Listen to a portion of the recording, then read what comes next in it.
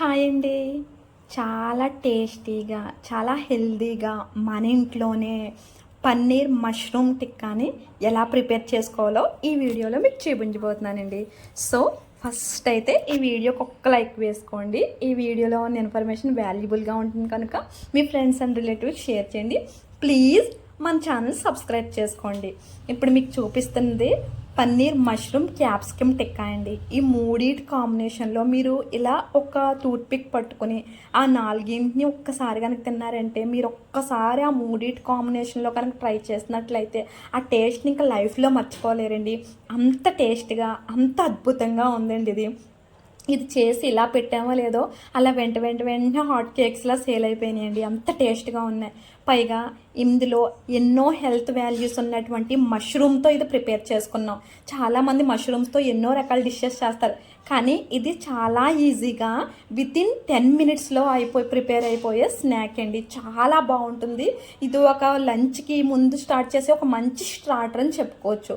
ఇక్కడ మీకు చూపిస్తున్న మష్రూమ్స్ నేను చాలా క్లీన్ చేసినవి. మష్రూమ్కి పీల్ తీసి ఇలా కట్ చేసుకున్నాను. మీరు ఇంకా సన్నగా కట్ చేసుకుంటే కనుక ఫ్రై అయినప్పుడు అవి మాడిపోవడానికి అవకాశం ఉంటాయి. అందుకని జస్ట్ ఒక మష్రూమ్ని 4 పీసెస్గా మాత్రం కట్ చేసుకుంటే మనకి టిక్కీ బాగా వస్తుంది. ఇలా వాటర్ని బాయిల్ చేసి ఆ బాయిల్ అయిన వాటర్లో మష్రూమ్ని ఫస్ట్ వేసుకోవాలండి. తర్వాత ఇంకొక బాండీ పెట్టుకుని వాటర్ని బాయిల్ చేసి పన్నీర్ని చిన్న చిన్న పీసెస్ కింద కట్ చేసి ఇలా ఒక 10 మినిట్స్ ఉంచాలి.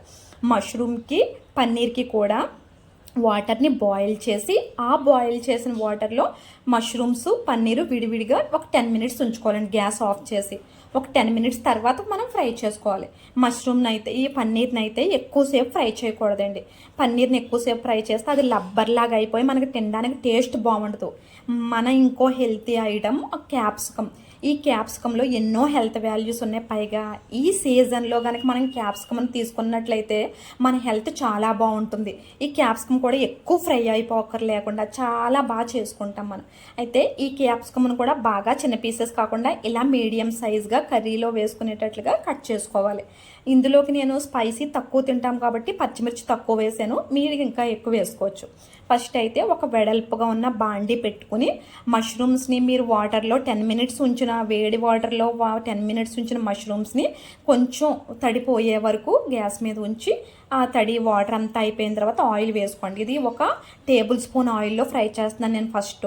అంటే తర్వాత లాస్ట్లో యాడ్ చేసుకోవచ్చు దీనికి ఆయిల్, అప్పుడు మంచి టేస్ట్ వస్తుంది. ఒక్క 5 మినిట్స్ పాటు ఇది ఇలా ఫ్రై అయితే సరిపోతుంది. 5 మినిట్స్ ఫ్రై అయిన తర్వాతే మనం ఇందులో క్యాప్సికమ్ యాడ్ చేసుకోవాలండి. ఎందుకంటే క్యాప్సికమ్ ఎక్కువసేపు మగ్గవలసిన అవసరం లేదు.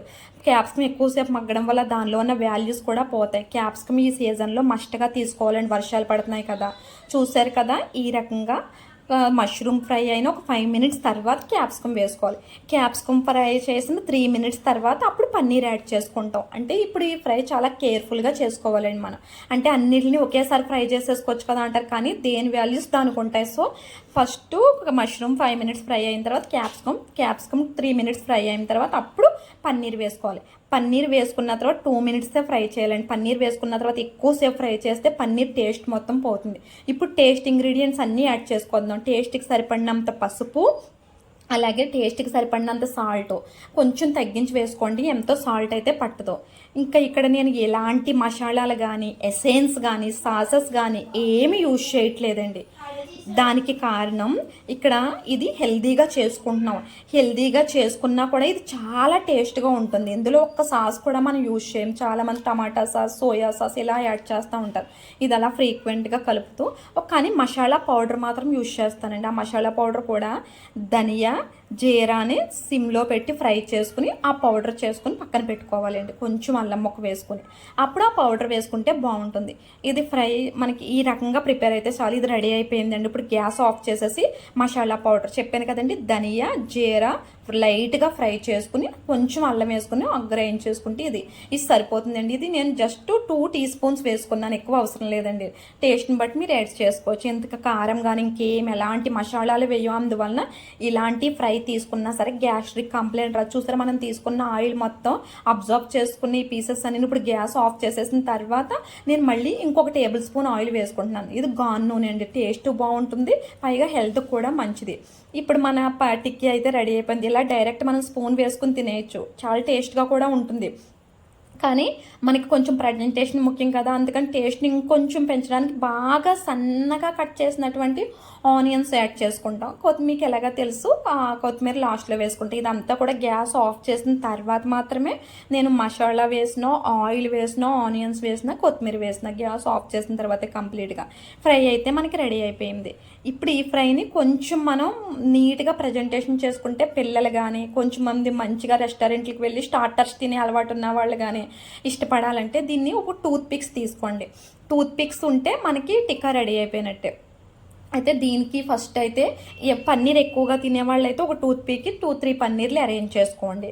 లేదు మష్రూమ్ ఇష్టంగా తినేవాళ్ళు అంటే ఒక టూత్ పిక్కి 2-3 మష్రూమ్స్ యాడ్ చేసుకోండి. సో చూసారు కదా, మీకు ఇక్కడ చూపిస్తున్నట్టుగానే ఫస్ట్ అయితే మేమైతే ఈ రకంగా మష్రూమ్ ఫస్ట్ పెట్టుకుని, తర్వాత క్యాప్సికమ్ పెట్టుకుని, మళ్ళీ పన్నీర్ పెట్టుకుని ఇలా టూత్ పిక్ని అరేంజ్ చేసుకున్నాం. ఈ టిక్కా స్టార్టర్ కింద చాలా బాగుంటుంది. మనం లంచ్ చేసేటప్పుడు సూప్స్ తాగే అలవాటు చాలా మందికి ఉంటుంది, కానీ సూప్తో పాటు ఇలాంటి ఒక స్టార్టర్ని కనుక పెట్టుకున్నట్లయితే మనకి చాలా బాగుంటుంది. నోట్లో సెలైవా చాలా బాగా వస్తుందండి. ఇలాంటి ఏదైనా ఒక టేస్టీ మంచి ఫ్లేవర్ డిష్ని కానీ చూస్తుంటే చూసారు కదా, ఇందులో ఒకటి మనం ఎలాంటి సాసెస్ వేయలేదు, ఎసెన్స్ వేయలేదు, ఆయిల్లో కూడా ఫ్రై అవ్వలేదు.